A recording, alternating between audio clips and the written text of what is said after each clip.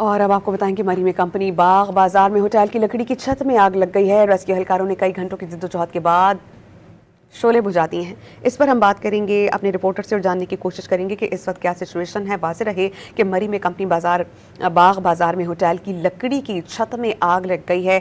Rescue एहलकार वहां पर मौजूद थे। उन्होंने कई घंटों की जद्दोजहद के बाद शोले बुझा दिए हैं और बहुत बड़े पैमाने पर नुकसान होने से बचा लिया है। वाज़ेह रहे कि ये मरी का ऐसा मकाम है जहाँ पर ज़्यादातर तामीरात लकड़ी ही से की जाती हैं और बड़े नुकसान से बचा लिया गया। रेस्क्यू एहलकारों की जानिब से बर वक्त कार्रवाइयाँ की गई।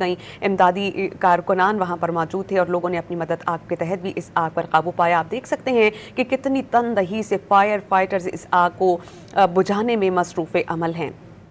और अब आपको बताएं कि मरी में कंपनी बाग बाजार में होटल की लकड़ी की छत में आग लग गई है। रेस्क्यू एहलकारों ने कई घंटों की जद्दोजहद के बाद शोले बुझा दिए हैं। इस पर हम बात करेंगे अपने रिपोर्टर से और जानने की कोशिश करेंगे कि इस वक्त क्या सिचुएशन है। वाज़ेह रहे कि मरी में कंपनी बाग बाजार में होटल की लकड़ी की छत में आग लग गई है। रेस्क्यू एहलकार वहां पर मौजूद थे। उन्होंने कई घंटों की जद्दोजहद के बाद शोले बुझा दिए हैं और बहुत बड़े पैमाने पर नुकसान होने से बचा लिया है। वाज़ेह रहे कि ये मरी का ऐसा मकाम है जहाँ पर ज़्यादातर तामीरात लकड़ी ही से की जाती हैं और बड़े नुकसान से बचा लिया गया। रेस्क्यू एहलकारों की जानिब से बर वक्त कार्रवाइयाँ की गई।